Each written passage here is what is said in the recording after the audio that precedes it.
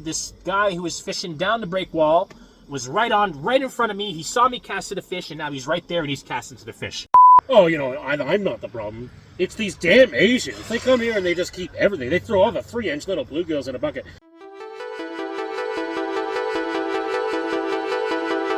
Let's get a beer here. All right, guys. This is on Richard's channel. This is Team Action Angling. I'm Chris V.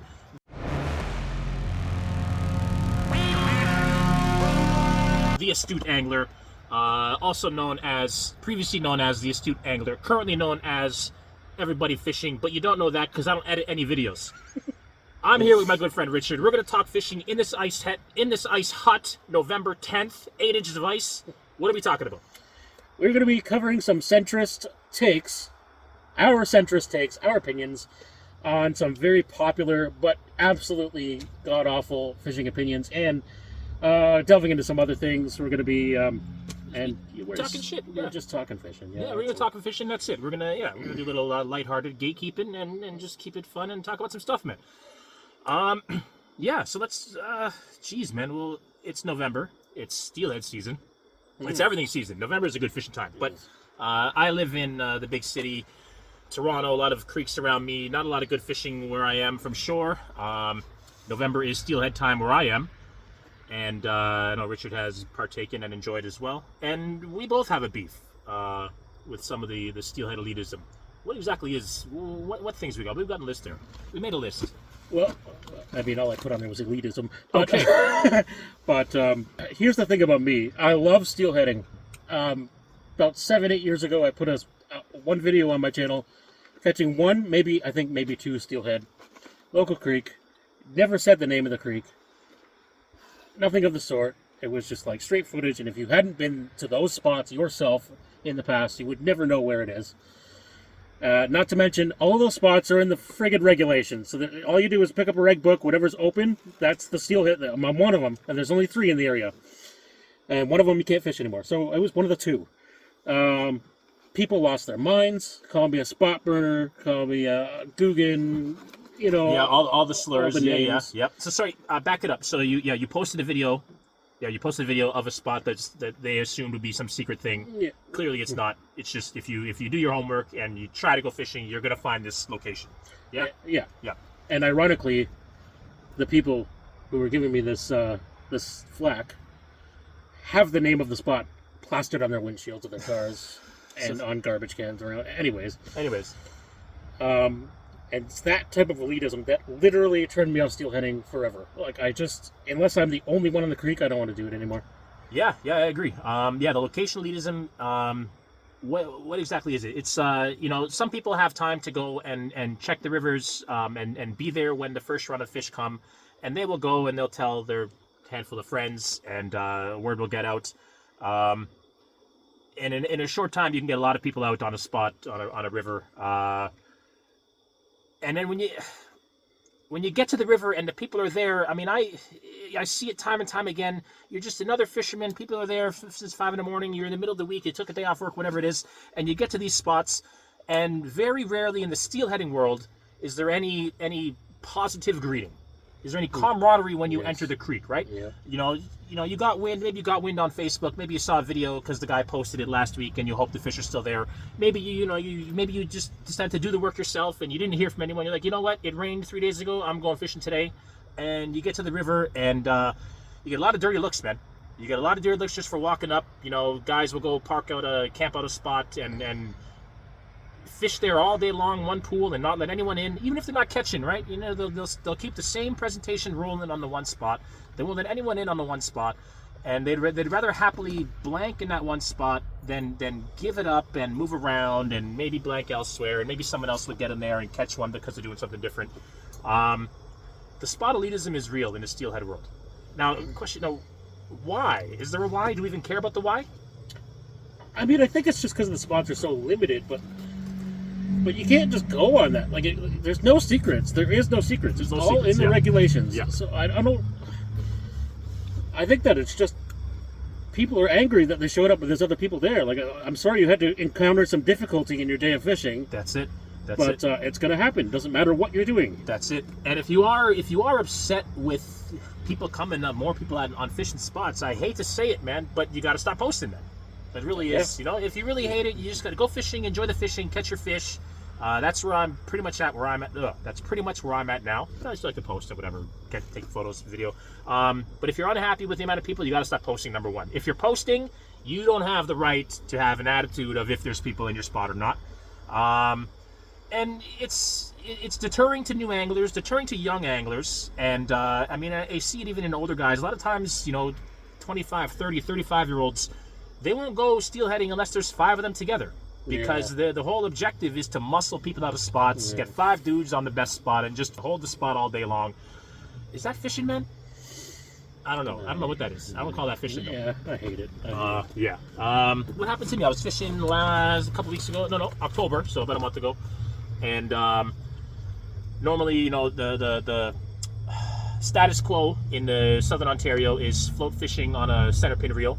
And I decided to take a little, just a standard spinning rod, medium light, and a couple little lures, and try some lure fishing for the steelhead.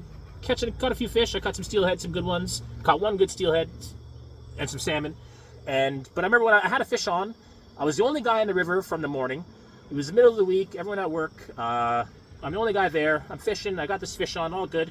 And guy coming up, and I'm in a public spot. I don't own the spot. Guy come up behind me, sees me fish on, and he was mad that I had a fish on. But he said the good words, though. He said the good thing, the positive thing. Hey man, fish on. But he didn't say it like that. He's like, hey man, fish on. He was mad at me for having a fish on. Like, that's some elitism that I'm just not digging down with. I think it's based from jealousy a lot of the time. It is. It's so much jealousy in and fishing. It's not like, I don't mean that like as in a cocky thing. Like, they're jealous that someone that doesn't know as much as them hooked into a fish in their area. Yeah. Like what happened to fishing, man? Yeah, I go to spots. You know, if you recognize, whether you recognize me or not, I'm gonna tell you how the day is going. That's it. You know, I'm the same way, man. Just be nice. Yeah, just be nice. Unless you're a knob right off the hop. But I'm not gonna say anything. But yeah, I don't. The whole like people getting in fights on the bank and all this over Instagram pictures. Yeah, man. Like that's it. Like, I don't get it, man. Heaven forbid you keep one of your legal fish that you can keep. Yep. Yeah, and you said it 2 seconds ago. The saying nice things. So I remember, you know, being young and even into 30, 35, 30 years old, let's say. And used to go fishing, and that was the key part of fishing, was talking to the guys already there, shooting the shit and just saying what's up. You don't have to give all your secrets away, right? You don't have to give away your secret egg cure. You don't have to give away the fact that you're using a 2-pound leader instead of a 4 because the fish are shy. You don't have to say that, but just say, hey, you know, yeah, some fish came out of here. Yes, the fish are here. No, the fish aren't here. Oh, I'm getting them on eggs. Oh, I'm getting them on flies. You don't have to give everything away, but like, I'll share with you, man. And so I don't get it. And here's the centrist part. Here's where I'm going to go the other way. Right. Don't give away too much. Don't like if someone's walking up to the river for the first time, don't be like, oh yeah, I caught 15 steelhead here yesterday, because they're just going to come back day in day, which is fine if they want to do that, but just don't give them false hope and ruin your spot that way, because then you will plug up spots by doing that. Guilty as charged, me. Yeah. Everybody's done it. Yep. That's how we learn. But, Yep. You know, I'm trying to break that cycle so badly. So here's my story, and I'm not like a steward of the world or anything, but here's my one good thing I did this year. Didn't film it. I wish I did. I really wish I did. I would have had permission. I didn't think I had permission from his parents. But anyways, fishing. This is not steelheading, but fishing in my boat on a creek this summer. There's a kid on the shore, and very friendly kid, very mature kid. And he's going, oh yeah, there's a bass that keeps jumping over here. And I said, you want to jump in my boat and cast at it from another angle? Man, it just like made his life. He got permission from his parents. He went and called his dad, and it was all good. He said, "Yeah, jump on my boat. We're just going right to the other side of the river. Like we're not going anywhere."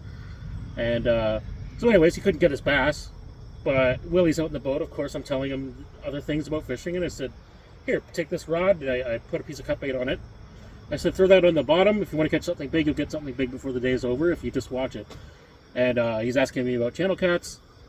I said, oh yeah, it's like a unicorn in here. We never catch any channel cats in here. Well, sure as shit, 15 minutes goes by and he hooks into a 25-pound channel cat on the creek. Made his life. Like, I have these videos on my phone. maybe I'll include it in this video because I do have permission now. But he's like calling his grandpa while it's in the net. Papa, you gotta see this fish I just caught. And it was like made his life, and now he's texting me all the time, like. Awesome.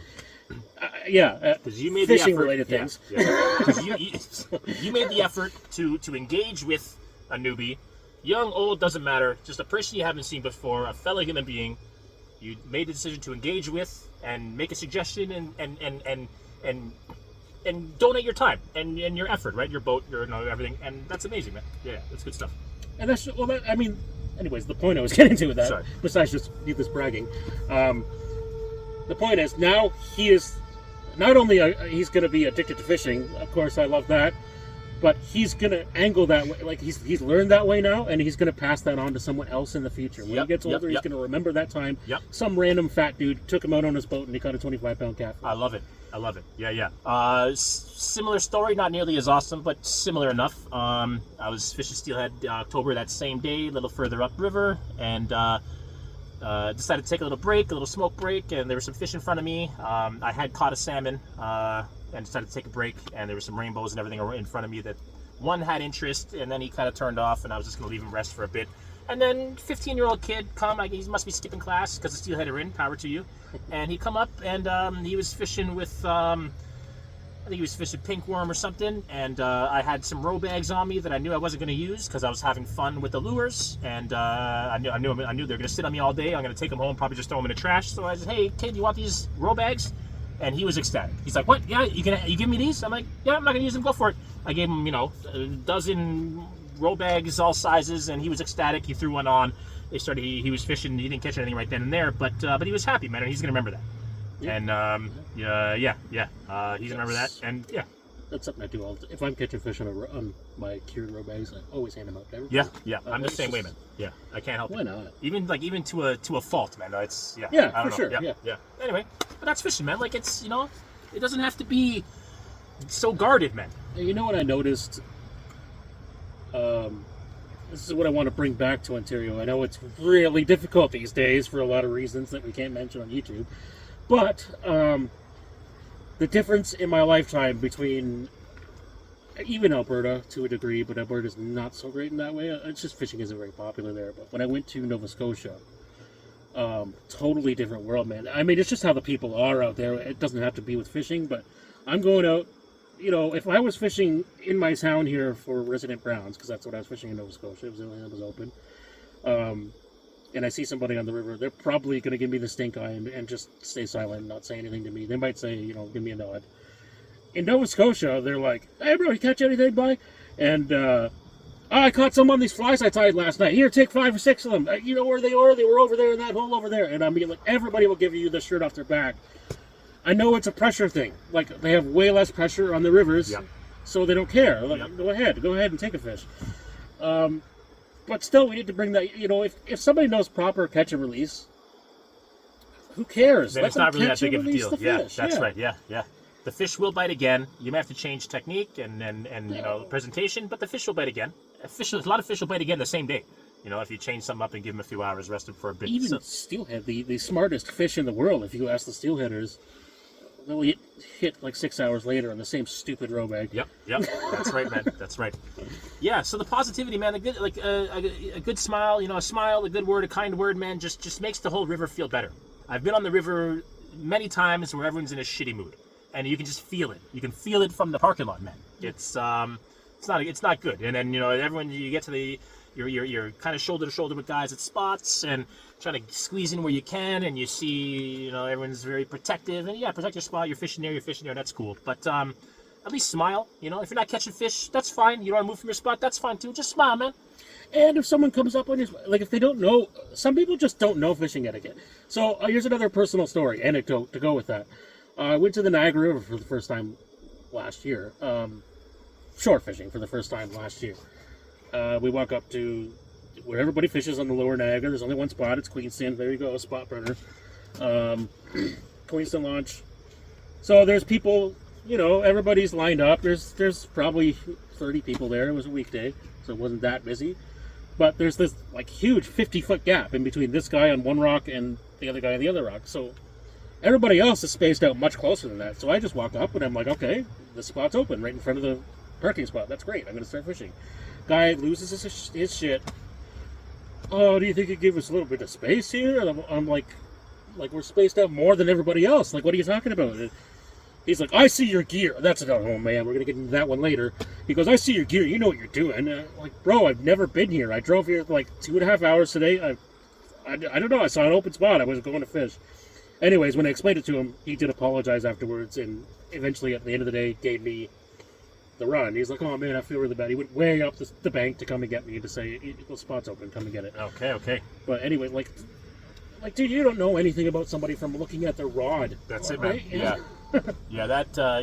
To judge that someone is good at fishing just by the gear they have is ridiculous. My gear isn't great either. I don't know what he was talking about. Yeah, and just curious, in that situation, how many rod lengths between you and the next man? Oh, at least 3. At least 3? We're all running 12-foot rods. Yeah, right? I'm happy with 1 rod length, man. If it's tight and crowded, I'm happy with 1 rod length. You know, I've been fishing places. Not too proud. Almost got in a fight last summer, Toronto Islands. I was fishing on a breakwall there. Bass season opener. Some bass were about, and I'm casting. And I was casting to a bass that I saw in 10 feet of water, whatever it was, and he wasn't taking my lure, so I took a step back from the breakwall, retie, from whatever bait to whatever bait. And in that short retying, this guy who was fishing down the breakwall was right in front of me. He saw me cast to the fish, and now he's right there and he's casting to the fish. And I'm like, excuse me, man, what are you doing? And I said, excuse me, man, what are you doing? And he's like, oh, sorry, I don't speak English. And I'm like, that's fantastic. I'm going to cut your line then. And when I pulled out my pliers to cut his line, and I said that, suddenly the dude spoke English. And now he's like, oh, no, I'm sorry. Oh, so now you speak English. Yeah. And then it almost got into a fight because he had his big friend to come and talk to me, and I put manners into both of them. But anyway. Centrist going a little bit right now. But, so etiquette, man, like, it's not, I didn't, I'm fishing, like, there was miles of breakwall, and he was casting to some bass already. Yeah. 50 feet that way. You don't got to stop right in front of me. And so that's kind of gross. That kind of grossed me out. But I don't know how that related to what you were saying.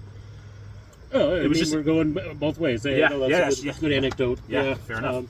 So that almost ended in a fight. It was very close to a fight. And I told them both, you guys got to learn some manners, man, because it's not the way you do things. And the one guy, they both apologized eventually, but why do I have to get angry? And it's not like I didn't walk back 50 feet from the spot. I was 1 step back from the break wall. The fish is still in front of me. I'm still right there. This is my spot. I'm still fishing here. Yeah, that's poor. That was very poor. Yeah. I mean, unless you started fishing yesterday, you should know. That's right. Yeah. Within reason. And it's, you know what? And to not know English when I asked you nicely, and then now you know English when the scissors are out, that's gross. But anyway. It's amazing how often that happens. Yeah.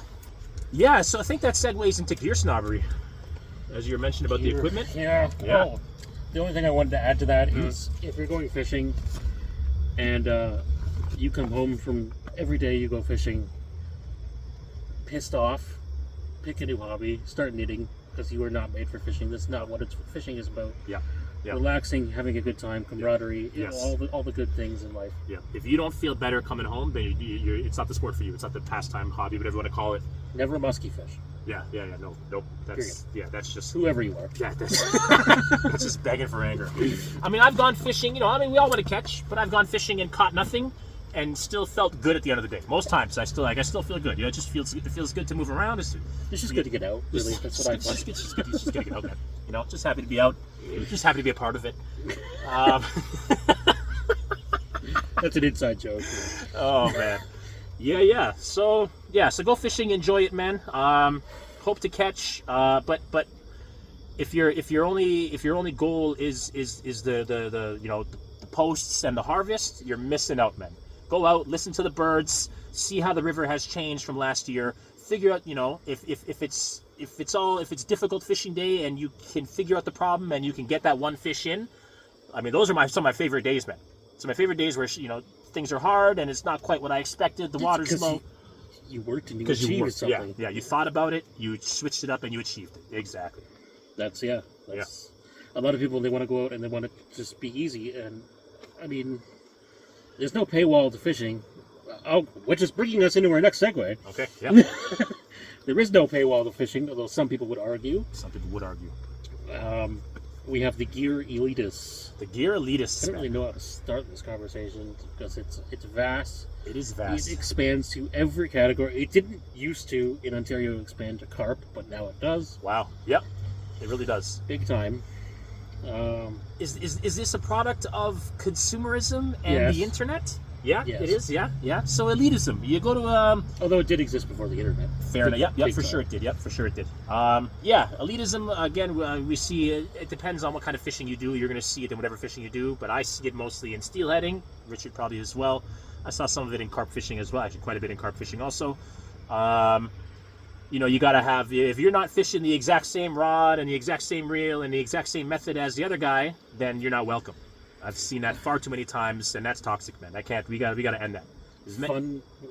Sorry. No, go. Fun anecdote to the carp fishing thing. So I learned about hair rigs. I lived in a small town where there was basically nothing but carp through the summer. There was some pike and bass, but didn't have a boat at the time, so carp was my thing. So I wanted to learn the hair rigs, the European rigs. Of course, I'm starting out. I'm not going to be buying $600 rods to start out, and I just want to try it. Yep. So I'm tying my own hair rigs, and I bought some cheap carp zoom stuff, and go out with these amazing carp fishermen from the city, and they were always like supportive on Facebook, which we're going to get into later. Supportive on Facebook about all my big carp. Well, what they were really doing was trying to find my spots. But anyways, take them to one of my spots. Nobody's catching anything because personally, I just don't like it when there's 8 different lines in the water. I think your carp fishing's going to be worse that way. Yep. But anyways, they had their table of gear set up and their bivvy for no reason behind us because we're on a pier. Like, it didn't make any sense. And I meet them after work, and they had been fishing all night. They hadn't caught anything. And I'm looking at the water. I said, hey, there's feeding bubbles everywhere. They're like, what? It's more important to have a quota bucket that they know how to carp feed. Yep. So anyways, I was trying to fit in, so I put on one of my boilies that I had. I had a bag of carp zoom plum boilies. And we're all sitting there talking, and the one super elitist here is getting angrier and angrier as I talk, because I'm not talking like them. Yeah. I'm talking about catching fish and not buying more things. Yep. And the alarm goes off, and he thought I was being cocky about it, but one of the alarms goes off, and I look up and I go, hey, that's my rod. And I'm surprised, like, holy crap, I'm catching a fish. Yep. So I go and I'm reeling in the fish, and they're, not excited about it, but they're happy that someone's catching a fish, I guess. Yep. And bringing it in. What'd you get that on? Or what brand of boilie was that? Oh, Carp Zoom. Carp Zoom? Don't say that out loud. Oh, like, man. Bro, I just outfished like 7 of you. Yeah. Like, what's wrong with it? How much more elitist can you get, man? The Carp Zoom brought the fish in. You were playing. You got 0.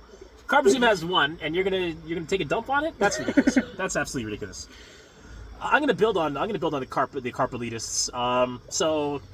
When I started the carp fishing, getting more serious, you hook up with people online and you start going to these fish-ins where everyone gathers. And I was turned off immediately because I went to one of these fish-ins where there was at least a dozen people, maybe more. Everyone's fishing overnight at a popular public spot. And the sort of leader of the group who come barreling down this hill at 9, 10 o'clock at night, he come barreling down the pickup truck, music blaring, 17 boxes of pizza, just obnoxious. And he come down. And, we got a little bit of everybody. We got the whole, where the world is in town fishing for carp. And he come out, and I'm the new guy on the block. And the first thing he says to me is, hey, don't talk to or fish with that guy over there. Not this guy, just that guy over there. And I'm like, this is the first thing you say to me? Like, I'm just here, I'm just here to learn to fish. I'm here to catch fish. It's a new spot for me. You guys said it was a fish in. I'm here. And the first thing you bring up is high school click mentality. Don't fish with that guy over there. So that turned me off too. Like, why can't I fish with him? Why? Because he fishes carp zoom boilies and you spend $800 on a bag of shit you're gonna throw in the lake. Like, what is wrong with you, man? Yeah. I was fishing with this other guy this last spring. Oh, that was this spring, wasn't it? We went catfishing. Was that this spring? This spring or last spring, I was fishing with this guy, and Yeah. we're going to catch bullheads off the beach, and he pulls out these $40 weights he got from Britain. Okay, so this is more of a mental illness than it is an elitism. But yes, I get very fixated on very specific type of equipment, but only because my brain doesn't work. Okay, not because I think I'm better than anybody, because I'm not. It's just because this shit ain't working up here. So I find something very specific on the line, and I'm like, ooh, dopamine, I'll buy that. And then here we are. Yeah. So I spent $120 on weights to catch bullheads. It did work, though. I caught a bullhead. So Got what? one bullhead. What do you got to say now? You can't say shit. I win. Elitism wins for once. But yeah, but I would never, so they're cool, right? So I bought these weights because they got a specific design and whatever, and I think it's neat, and I'm kind of anal about that sort of thing. Not anal, but I just think it's neat. Whatever. Would I never use split shot again? No. I still got crap loads of split shot in my bag. I got all sorts of. I got everything from the basics to the extreme in my tackle bag right now. Here's the centrist part, because they'll call you a hobo for defending low-quality fishing gear. Okay. But here's the centrist part, is there's nothing wrong with having really good gear. If I could afford it, I would too. Yeah, for sure. By Yeah. all means. But Yeah. there's also nothing wrong with having piss poor gear off Temu. If you're catching fish, you're catching fish. Man. Yeah. If you're catching fish and your equipment's working, there's no problem. Yeah. For me, really, it shouldn't be. It's not even. I was gonna say confidence thing. No. The consumerism has entered my mind. I'm a product of exactly what the society has tried to make me. Right. I view. Oh, it must be better because it's more expensive. Right. But not because I'm not better because I bought the more expensive thing. I just think that the thing will perform better, and I don't care what you fish with. I fish with Richard all the time. He outfishes me every time. He fishes simple gear. I got $40 Elon Musk bullhead weights. Who cares, man? We're having fun. Yeah, I mean, my channel's all about simplicity. There was a time in my life where I was very much on the advanced side of bass fishing, had money to spend. Now I don't. Send money to my Cash App. Only a live scope. OnlyFans dropping soon. OnlyFans. Yeah. Yeah, man. So that's Yeah. that. So that's that, man. Let's Simple, talk about aliens. whatever works, man. If you're happy with your gear, be happy. If it's expensive and you're happy, clap your hands. And if it's cheap and you're happy, also clap your hands. Just go fishing, man. If you're catching fish, you're doing well. Learn how to fish. Don't learn how to buy more things. Yeah, the equipment isn't doing it, but if you get the basics, then that's you catch. Yeah. And building more on the equipment elitism. So I like to, whatever, dopamine hits, whatever it is, my special interest, whatever it may be. I like cool lures and stuff, and I get attracted by the colors and the unique color. And I like any lure that has like a bluegill color. If it's got a green belly and some blue and some black stripes, I'm buying it. I don't care what it is. And so I've got some, mega bass lures that $30, and I'm afraid to throw them.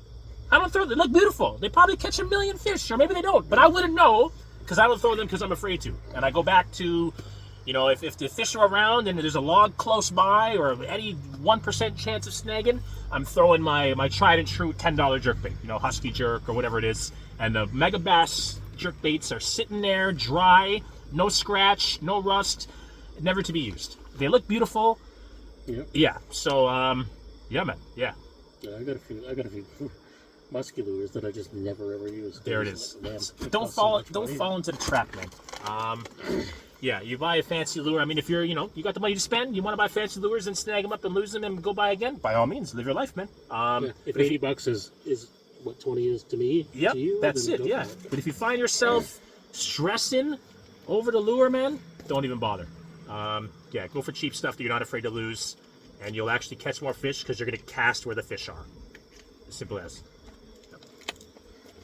The hatred of carp online. Hatred of carp online. Are you seeing that still? I'm not really seeing so much of it. Tons. Hatred of carp online. Mostly Americans. Okay. It's caught on in Canada. Okay. Americans just hate carp. They're still on the old school mentality of they're invasive and damaging and destructive, which they can be, but not as much as they think it is. Yeah. Yeah. And let's go on about bow fishing. I'm against bow fishing in most scenarios, and here is why. Not because I think that carp are a prized, pristine species that we should preserve, but because when you're bow fishing, you are shooting the biggest target you could possibly find. So when you shoot all of the giant spawning fish in a lake, carp aren't like bass. They sort of are, actually, but there's so many of them. So when you kill all the giant ones, you're getting rid of those genetics, and you're actually overpopulating the lake more, because there's going to be more small carp. Right. And small carp are absolutely invasive and destructive. Right. Yeah. I never thought of that. That's good. And I love that you mentioned that. I never thought of that. I've read about it in all sorts. You read about it in all of the management literature. I like to just read literature because I'm a dork, and I never apply it because I'm an idiot. But you read about it in the literature, and so just to put some numbers to things, bow fishermen come and arrow a 60-pound carp, because you see that very often in the States, or a lot of 60-pound carp getting arrowed, and the amount of food that 60-pound carp eats is more than 61-pounders, man. Because of metabolism and other things. It's not a straight linear relationship. So now you can so that one 60-pound carp is keeping at least 61-pounders out of the ecosystem. Gotcha. Yeah. Okay. You follow me now? Yeah. So by leaving the 160-pounder there, yes, you don't have extra 61-pounders that are now frothing up the weeds and muddying up the water and doing all that stuff. Yeah. So man. And that goes for any. This is why sustainable harvest is important. And it doesn't matter if it's Lake Erie or if it's your local pond. Any water body benefits from you taking the smallest fish out. If you want big crappies, you take all the small ones out. And it happens a lot. Crappies especially, actually. All the ponds around here, either they have no crappies left, because people keep everything, or people keep only the big ones, and then 5 years goes by and they're like, oh man, they're all like 6 inches here now. Like, we used to catch 14 inches all the time. I had buckets full. Like, well, I wonder what happened. Yep. There's only one commonality there, is that you kept all the 14-inch crappies. Yep. we got a pond, small lake in Toronto like that. Yeah, I used to have some good 10, 12s, and now it's all 4s and 6s. Yeah. A lot of white bucket happening. And then nobody keeps them because they're too small. Right. And now they just that's it. They get smaller and smaller and smaller. And that's it, man. There are some Canadians that also hate them, especially Norfolk County. Oh yeah. That still think like Grandpa Joe did. Invasive and destructive, they're actually very helpful for a lot of places if kept in check. It bleeds into that. Like, if they don't get overpopulated, they're actually very helpful, especially for like a stagnant pond. Because when they're uprooting, they're not doing that all year round. Okay. If there's bugs to eat or something easier than uprooting a weed, they're going to eat that. Yep. If people are carp fishing there and feeding them, they're eating that. They're not touching your weeds anymore. They're eating the corn. Yep. Okay. They're good. They're good for the. So yeah, stagnant pond. When they're going to uproot the weeds, it's generally when the crayfish are molting at the end of the season, or end of winter, right? Okay. So the weeds are still kind of dead. Okay. That's when they're uprooting to find bait, because it's not available readily outside of the weed beds. Okay. So what that's actually doing is aerating. Oh. And spreading seeds. Like, weeds are just like trees, right? There's seeds all in there. Their seeds around. If they don't actually uproot the entire root of that weed, then it's going to grow back. Okay. Yep. So what they're doing is they're spreading that weed around, which is generally good for other fish. Right, yeah. More So oxygen in the pond, more habitat, more things for bugs to cling on to. Reduces algae as well, because they will eat algae if nothing else. Okay. Yeah, so carp aren't so bad, man. And here's the thing: the whole shaming of the carp came with the Industrial Revolution. So and no, complete lack of environmental controls. So as long as you had, if you had some capital to start a business, a chemical company, hire some people, produce your chemical, what you got to do, you're doing a mining, you're creating steel, whatever you're doing, and you just dump all your crap into the river next door. Meanwhile, at the same time, the carp, we dumped all carp there as well. Yeah, we're gonna blame the carp. We're not gonna blame Joe Monopoly. And I'll tell you why.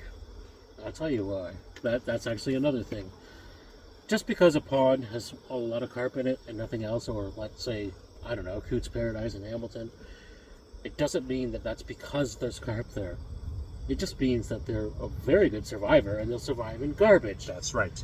That's right. So, like what happened with Coots Paradise, here's my controversial opinion of the day. When they decided to blame the carp and build a multi-million-dollar carp barrier and kill a bunch of carp for no reason, saying that it would bring back the marsh because the carp were the problem. Turns out we're 30 years into that, 30-plus years into that. The carp barrier's been killing carp every year. There's no more carp in Coots Paradise, very, very few. There's an overpopulation of goldfish, of course, because once you take the carp out, they take over very easily. But that isn't the problem either. It turns out that Hamilton got caught pouring in raw sewage for 30 years. And so there's still no marsh. There's way more geese, which are also terrible. They do so much shit damage. Yep. Cormorants now added to the mix. Yep. They are bad in all ways. Yep. And killing the carp is doing it, but they're still doing it. Pulling the carp They're still double down. Double down. They send them back. So causation versus correlation versus no relationship whatsoever, and they call themselves scientists. I don't know, man. Yeah. So carp not so bad. They also fight great. They're also very smart. Probably, I think, to me, the smartest fish that swims is a carp. Agreed. They're omnivoric. You can catch them from shore and have a big fight all year round. Yep. You can go $10,000 worth of equipment if you want to. You can go worm and a split shot if you want to. Yep. We proved that with Avery just a couple weeks ago. Yep. Very good. So carp not so bad, man. Go fishing, and the carp are here to stay. Look, we're not getting rid of them. Yeah. They're here. They're here to stay, man. So deal with it. So one reason carp not hated, not good table fare, And in North America, I mean, all around the world we eat fish, but in North America we eat bass and walleye and pike and perch and panfish. But that's like the biggest cop out ever, because it's like how many people bass fish and don't ever eat a bass, True. Tear your head off if you caught there, or a steelhead or anything like that. Oh, how dare you eat it? Yeah. Yeah. Oh, I can't eat that. That's no good. That's... Anyways, I'm going to catch or release the steelhead 30 times. Yeah. Wow. That's great. That's a great cop-out. I like it. But that segues into the White Bucket Brigade. Yeah, so actually the genetics thing kind of segues into it because you have the people that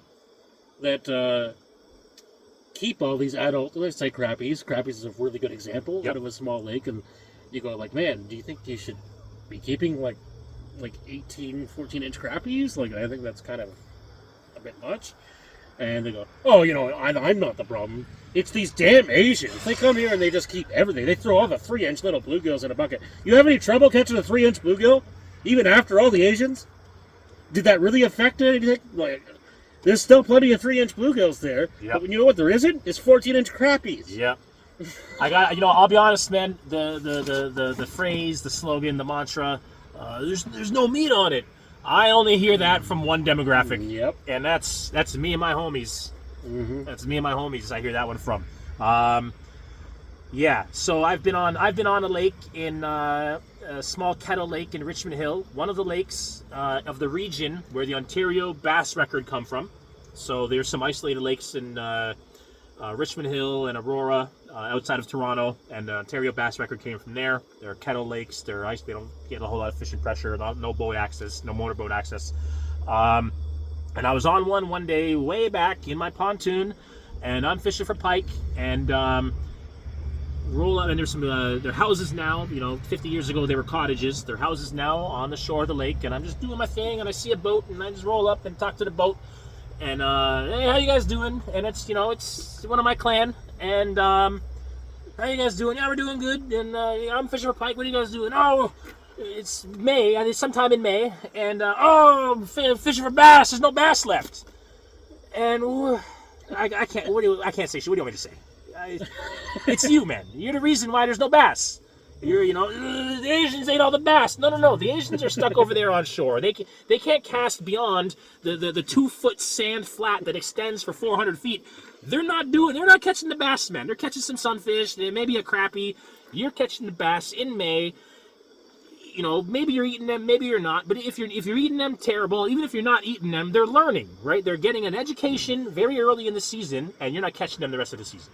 So let's stop spawning. Yeah, there you go. So let's stop blaming the Asians. Let them keep the 3-4 inch sunfish. I haven't seen him in a while, but I got a homeboy from Guyana. and we fished with him. You know, I worked with him at the courier company a long time. We go fishing all the time, up north, Barry's Bay, Kawarthas, you name it. And you know, they fish for meat. That's where they come from. And they go fishing with a bucket, and they fill it up with 3 and 4 inch rock bass and sunfish. And what did I say before about pond management? That is the best thing you can do for a fishery. Bingo. Those people are helping. Bingo. Yeah, so what's the takeaway here? Let's do some introspection. Let's hesitate to point the finger. And, you know, yeah, don't go and keep everything you catch. But if you look in the white bucket and you see 3 and 4 inch panfish, that's not the problem. If you, the guy taking home 5 10-inch bluegill, I think is doing way more damage than a whole white bucket, a 5-gallon bucket full of 3 and 4 inches. Yeah. You've got the pond management experience. Yeah, Agreed? absolutely. Yeah. Yeah, interesting thing about the bluegills, you know, if you read the literature, again, if you're a dork and you don't have a brain, so you don't apply it, but if you read the literature, the bluegill thing, once the big bluegills, maybe this is true for all fish species, I don't know, but I just read the bluegill literature. Once the big bluegills are out, the smaller ones, you know, if the big bluegills are maturing at 8-10 inches, and you know, because that's usually what happens when you have big bluegills, they mature a little bit later. I forget all the ecology and biology of it, but they're maturing later, and that's contributing to the larger size. Once you take those out, the small males that are left behind, they mature at 3-4 inches. Yeah. You know, and now they're laying eggs at 3-4 inches, and now you just have, you know, you have a bunch of fry to compete with 3 and 4 inch bluegill, and it's just a disaster. Yeah. Yeah, exactly. Yeah, and maybe that applies for all fish. I don't know, but I remember just being yeah. something specific about bluegill responding to the size change. Anyway, whatever. Go read the stuff. In some places it works out. To me, anyways, on a small lake, it works out to be really fun if it's pike. Okay. Because you're catching fish every cast, and it's just really fun. Okay. No, like hammer handle pike, like yeah. Mouse, yeah. My mind went to Mounsford. Yeah. What else we got? We got litter. Don't litter. Don't litter, man. I don't think there's this. I'm going hard right on this one. Don't litter, man. What is wrong with you? Yeah. It's gross. It makes everything ugly. And one thing I hate taking a great, like I like to go fishing, but I'm also like the photography aspect. I like to take a good picture. What's good to me isn't just about a picture full of fish. If you like that, that's your thing. Power to you. I like a picture with the person, the fish, get some vibe, get some feeling in the person, catch the feeling that they have, and I like background. And all these 3 or 4 things make a good picture. And if there's a condom and an empty beer can and a shitty pack of cigarettes, man, clean your fucking shit up. Yeah. Yeah. Yeah. Just don't litter. You Yeah. suck. You suck hard, man. Seriously. There's nothing more to add to that. Yeah. I mean, everybody says it too, Yeah. but a lot of people don't practice it. Most of the people who are saying it on social media. Put your fishing line in your pocket, okay? Put it in your pocket. No, I'm not joking. Next time I go and I see some fishing line wrapped around and I trip over it and there's some bird with, unless it's a cormorant, then let it be dead. But if I see some shit with fishing line, I'm gonna get upset. Put your fishing line in your pocket. That's the worst thing I see. I see braided line everywhere. The braid doesn't deteriorate. It gets caught in everything. Take your shit home, man. Yeah, love is the message. I think we're done. Peace, guys. Next video coming up shortly.